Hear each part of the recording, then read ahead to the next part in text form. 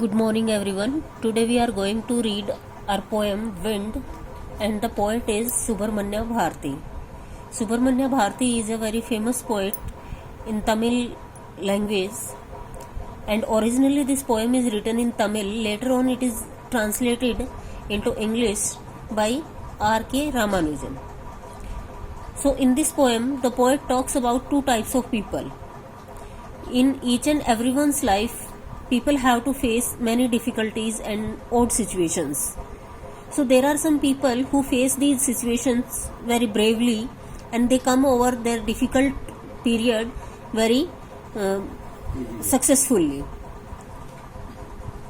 But there are some people who cannot face these problems and they break down in these situations. So the poet gives only one message, that we should face these difficulties bravely so that these difficulties make us more stronger. Let's read the poem.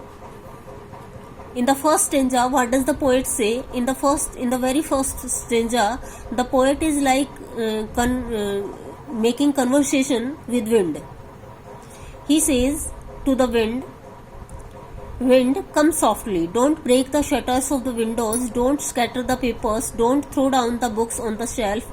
There, look what you did. You threw them all down." तो जो first stanza है उसमें क्या है, poet wind से बातें कर रहा है जैसे हम किसी इंसान से बातें करते हैं. Just like that the poet is talking to the wind and he is requesting to the wind to come softly, to come slowly. और क्या कहता है कि देखो तुमने क्या किया है, जो विंडोज है उसके शटर्स तोड़ दिए हैं और तुमने जो पेपर्स हैं वो भी बिखरा दिए हैं. And he requested not to throw down the books from the shelf. और फिर क्या कहता है पोएट कि देखो तुमने क्या कर दिया है, तुमने सारे की सारी जो बुक्स हैं वो शेल्फ से नीचे गिरा दी है. You tore the pages of the books, you brought rain again. और तुमने क्या किया है, पेजेस, जो बुक्स के पेजेस हैं उनको फाड़ दिया है और तुम दोबारा से बारिश लेके आई हो. यानी कि क्या है कि फर्स्ट स्टेंजा में the poet is requesting the wind not to do these things, not to destroy things. लेकिन इन सब चीजों का कोई मतलब उसकी रिक्वेस्ट करने का विंड पे कोई इफेक्ट नहीं होता है. She does what she wants to do. You are very clever at poking fun at weaklings. Weaklings means all the people who are weak. तो नेक्स्ट क्या बताया है पोएट ने कि तुम बहुत ही मतलब क्लेवर हो जो कमजोर लोग हैं उनका मजाक उड़ाने में. पोकिंग फन मीन्स उनका मजाक उड़ाने में. और कमजोर कौन कौन है, जो रिक्वेस्ट कर रहे हैं उससे कि तुम ऐसा मत करो, ये मत करो, वो मत करो. Frail crumbling houses, crumbling doors, crumbling rafters, crumbling wood, crumbling bodies, crumbling lives, crumbling hearts. तो अब क्या क्या वीकलिंग्स जो वीक पर्सन या वीक बॉडीज हैं या वीक लिविंग या नॉन लिविंग थिंग्स हैं उनके बारे में बताया है. फ्रेल जो कांपते हुए, क्रम्बलिंग का मतलब होता है टू ब्रेक इनटू पीसेस. जो घर है कमजोर, जो बिल्कुल बहुत तेज हवा के चलने से टूट जाते हैं. जो कमजोर और टूटते हुए दरवाजे हैं.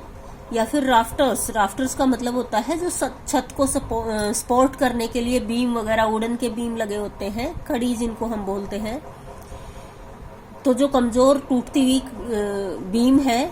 क्रम्बलिंग वुड, क्रम्बलिंग बॉडीज, जो भी लिविंग बीइंग है कांपते हुए टूटते हुए. क्रम्बलिंग लाइव्स यानी कि जो भी जीव जंतु है. क्रम्बलिंग हार्ट्स, जो भी कांपते हुए टूटते हुए मन है.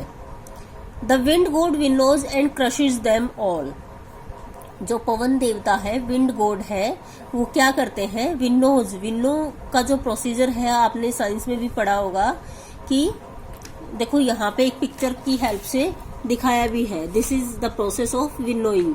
ग्रेन वगैरह, फूड ग्रेन वगैरह को हम विनो करते हैं तो जो इम्प्योरिटीज हैं they go outside with the wind और जो प्योर ग्रेन है वो पीछे रह जाता है.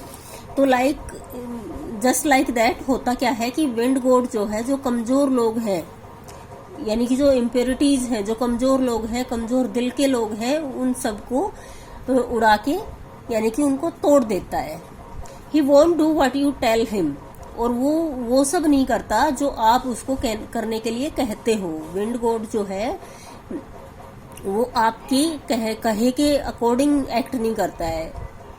आपने, क्योंकि फर्स्ट स्टैंजा में पोएट ने बहुत सारी रिक्वेस्ट विंड गॉड से की थी कि पेपर्स मत बिखराओ, विंडोज को मत तोड़ो, लेकिन विंड गॉड ने ऐसा कुछ रिक्वेस्ट उसकी ग्रांट नहीं की। तो अब पोएट को क्या सॉल्यूशन दिखाई देता है कि रिक्वेस्ट करने से तो कोई फर्क पड़ा नहीं, रिक्वेस्ट करने का तो कोई यूज नहीं हुआ, तो अब क्या सॉल्यूशन है, क्या सॉल्यूशन वो लेके आते हैं। So come let's build strong homes. तो अब क्या इसका सॉल्यूशन है कि आओ हम अपने घरों को मजबूत बनाएं। Let's join the door firmly, firmly means strongly, मजबूती से, अपने घरों को मजबूती से बंद करें।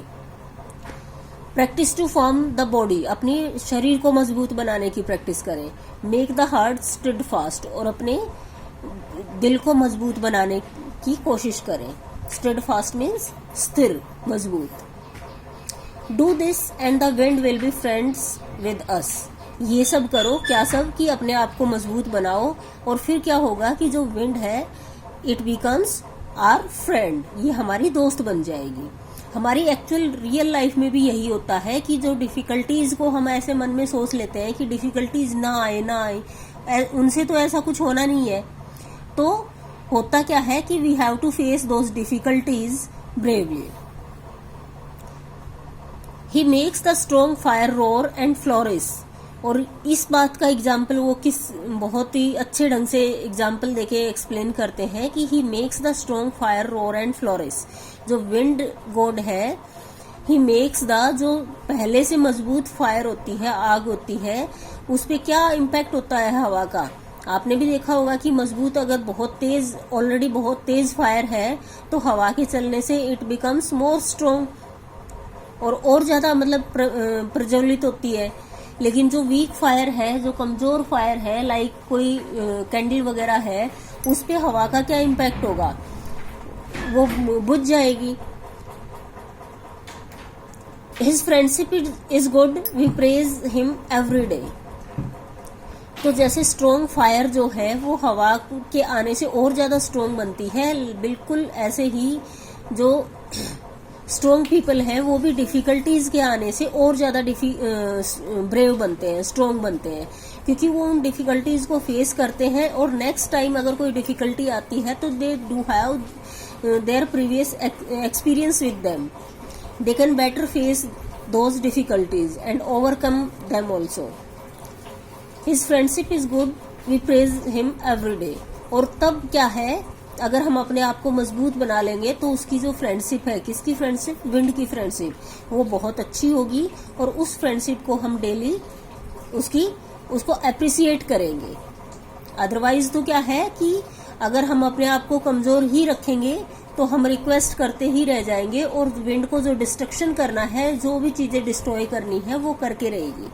बिल्कुल ऐसे ही हमारी लाइफ में होता है कि डिफिकल्टीज तो नेचुरल है, हर एक की लाइफ में डिफिकल्टीज का आना तो एक नेचुरल फिनोमेना है, लेकिन उन डिफिकल्टीज को हैंडल कैसे करता है, कौन कैसे फेस करता है, सारा कुछ इस पे डिपेंड होता है। अगर हम उन डिफिकल्टीज को फेस नहीं कर पाते हैं, उसमें टूट जाते हैं, तो क्या है, we break down totally. But if we face those difficulties bravely, we make a success also.